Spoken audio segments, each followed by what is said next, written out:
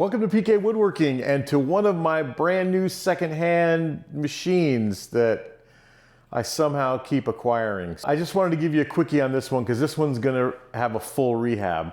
This is a 4x8 Castle face frame table, and I acquired it from this really nice man in the San Diego area who had a shop for 37 years. This wasn't in there for the full 37 years, but it's definitely had some use put to it. He was the second owner, and now I'm the third owner, and I couldn't pass it up. It was a great deal, and it'll be really useful for me. Let me show you what I really want to do to it. This is a 4 foot by 8 foot Castle face frame table. So this is not the current version, this is the previous version, which thank God they make most of the parts of this still. And so I do need to get some new parts for it, etc. And it's, again, well used and well loved. So we'll talk about that in a second. First things first, it is covered in glue and needs to have the glue removed. A heat gun helps to take them off. But what I'm gonna do after we get done with this is I'm gonna disassemble this. There is literally glue on everything. So I'm gonna take the whole thing apart. It's pretty simple to disassemble. There's two 4 foot by 4 foot, 1 inch thick pieces of laminated. I wanna say it's hard to tell because it's got outside T-strip molding that goes around the pieces, but I'm assuming it's something like a Baltic birch thing with some kind of high pressure laminate on both sides of it. I'll find out when I take them off. I did scrape a bit of it off by putting some heat on it and then scraping it off. I don't know how that's gonna work. The pieces of aluminum that go around the outside of it though, that actually create the, I guess the 90-degree angle are kind of a different story. I'll take them off. They just come off with bolts. It's pretty simple. And then I'll strip them off. I'm gonna change it slightly from what it is now. I can show you, but they have the bottom rail a little off the table on purpose so that if you drop a screw when you're making a face frame, that they fall through.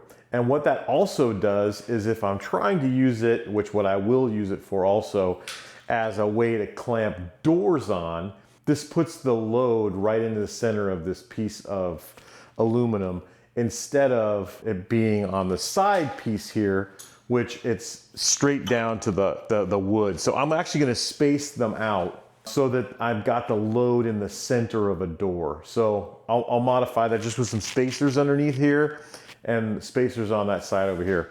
Take these pieces of aluminum off, clean them up. I'll clean this outside piece also, which is really gunked up with all kinds of glue also. And then I'm gonna paint the thing over again. It'll be really quick. The thing is basically some angle iron. I'll show you here. It's just, you know, angle iron with Castle's green paint.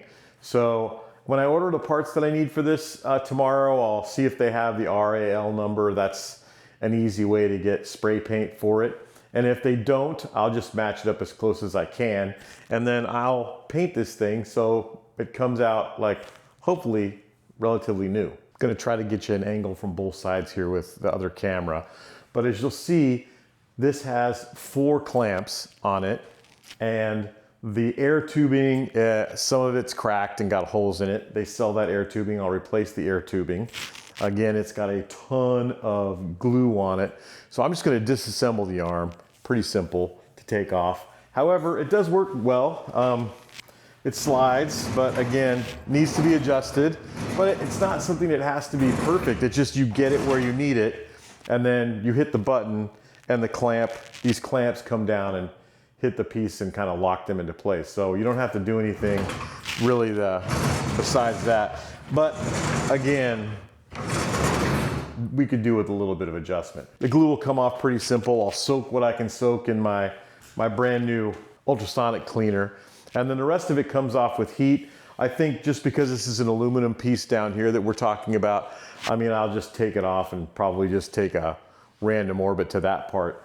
These pieces are a whole different story back here. I need to get them down to the flat part because I want to put a perforated grid on here. I have the PARF guide system that I already put in my on my previous workbench that's in the shop. By the way, if you didn't figure it out, I'm in the garage right now because I can't add the space into the shop right now. And now is a great time for me to actually show you in the shop where this is gonna end up at and how I'm gonna create some space for it. So I'm gonna go to that space right now. So the goal is that it would start down there where the bathroom is and then go down the wall 8 feet. And it would probably take the same, it actually does take the same footprint as the dovetail machine because the thing is at a 45-degree angle. All of those clamps up there at the top would then rotate around to this wall. And I've freed up some space in front of there from the sander already, so all the clamps will go on that wall. Because of what I'm planning on doing with that Castle face frame table and turning it also into a clamp table at the same time, if it works out the way I expect it to, hopefully I'll use the clamps less than I do now, just because most of the stuff I should be able to clamp on the actual table itself. So we'll see how that works out. You know, who knows? But I do have a place for the dovetailer to go, I believe. Hang on, let me show you. So this is the kind of spot where the sliding table saw goes. It's already the old one's here now. But the idea is that even the new one won't have anything in that corner, and I've kind of measured it out. And I'm kind of in a great place from dust collection. I'm in a great place from power, everything to put the actual dovetailer right into that corner spot. You don't need to access it from behind. You only need to access it from the front and the top. So it should work in that space depending on the new saw and how the footprint of the new saw works, which you know, we'll find out soon enough. Okay, so back again. I'm gonna use the parf guide on this to create a grid of holes on it. And I wanna be able to use this because if it is what I think it is underneath and it's high pressure laminate on top, we're talking, you know, basically a 1-inch thick piece of Baltic birch, I assume, with some phenolic on both sides. And that's what it looks like. And so I'm gonna create a grid that misses the arms that are below this on the back that support it. And then that grid will allow me to put clamps on it that are also pneumatic. Then the clamps that we're talking about here will actually be able to press down wherever I want to put it and sideways, so I can clamp doors in here as well as maybe even like lumber in general, depending on how much pressure I need to get in it. So I want to be able to have knock two birds out with one stone here with this face frame rack. Now, Castle only makes a face frame rack, but if you got this from other companies like Ritter and a couple of other ones, they come with the perforated grid from behind so that you can do both. You can do face frames and glued doors on it, and that's what I want to do with this. The reason why I love this one is that it's 4 foot by 8 foot, and many of them are much bigger and much taller than this. This works in the shop footprint that I have. The new Castle 4 foot by 8 foot, which is $7,500 to buy new, is actually bigger and taller because of the way that they did the arm now. This is just more compact and better for me. It's gonna take some energy for me to get this to where I want it to be. But even if I got a Castle, it would be the same situation to put the holes in it to make it as functional as I want it to be for me. Let me talk about something else. Kuros Tools, I don't know if he calls it that or not, but he's on the web, and he has a version of this that you can kind of DIY. And it's got an arm, kind of an innovative, cool like approach. And so I was in the midst of thinking about how to do that. I was having conversations with a lot of people about, like, there's also a Barth rack you can buy that's quite expensive that has the ability to do like clamping traditionally like you would use with a bar clamp, but it's on a grid system and the arms move back and forth. I'll put a couple of pictures of what I'm talking about for that. And that comes with what's called, they call a raster board, I think, on the back, which you could use to do face frames on. The raster board solution from Barth is not as elegant as for these because the actual plane of where the raster board is kind of behind the angled piece. So you kind of almost have to step into the frame clamp that they sell to use that as a functioning system for a face frame. And I don't know if the angle's great for it to lay against it as you're using it. Anyways, I don't know because I've never used it. I've only seen them in person, walked up, touched them, etc. Now there's another one, a company called Suck-Up that I'll also put a little picture of up here, that also sells something that's like that. Maybe slightly more robust from what I'm hearing because the frame is assembled. It's also hydraulic, so you just press a button and those clamps work. And same idea, the raster board's kind of behind it. So I don't know how functional that is because again, I've never used it like that and I've only seen them like that. So I'm trying to kill 2 of the 3 birds. I definitely won't be able to clamp really heavy things like the Barth system or the Suck-Up system will be able to do, like, you know, an entry door, etc., windows, etc. And those, you get that kind of clamping pressure and the squareness of the frame. This won't be able to do that. My goal is like a door, a cabinet door, and then face frames to be able to be done in this. And then maybe, you know, if you have to glue up some like flat stock, you'd be able to lay it up against it and get the correct pressure you want.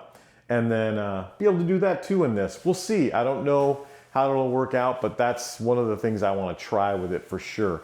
I do not know how strong this bottom bar will be, or if I'll need to modify it to get it to be stronger to be able to handle the pressure of gluing the door or not. That remains to be seen, but that's the goal. Couple of things. The saw should be here that we've been talking about for months now. Should be here in the next 7 days, give or take, I think. So we'll see if that happens, but I believe the saw hit the port today, and hopefully we'll have it in the next week or so here delivered. I'll get it off of the truck and off the pallet and into the shop. And then somebody needs to come and do the commissioning of the saw. I don't know what that looks like from a logistics perspective. My calendar, their calendar, I don't know that yet. In the meantime, I don't want this in the way, being able to move the dovetail machine over there and then the dovetail machine being in the way, etc. I need to get that saw into the shop and then I can figure out where everything is going to go around the saw. That's definitely the most important thing. So that's the number 1 reason why this is in the garage right now. Second thing is, I need to take it apart. I need to clean it all off. I need to get it functional, so I like the way it works. I also need to paint it. So painting it is definitely something that I'm not going to do inside the shop. It'll be a rattle can thing. I'll sand everything down so it looks good, but it'll still be rattle can. And then I also want to put casters on it, some lockable casters on it. It's already got the holes in the bases for it, so I'm assuming that was a plan all along. And it would be great to be able to lock it in place. I probably will never move it, but if I do need to, the thing is really sturdy and pretty heavy duty, so I don't think it'll be a problem moving it around like that. As you can probably hear, there's a little bit of a leak. And I'll kind of show you how you kind of do this, but you'll notice that these are easily movable, you know, like you can kind of move them up and down. They all leak a little bit right now, but there's an adjustment I found out that adjusts these so that they move like more tightly. You have to take the thing apart. These are obviously all way too loose. This cylinder needs to be rebuilt. You can see how slow it comes back. These up here at the top work much faster, but I think they need some lubrication inside too. So I'm gonna order a cylinder kit for this one, and then I'm gonna re-lubricate all the other ones. And then I'm gonna tighten up all of these so that they're the right tightness,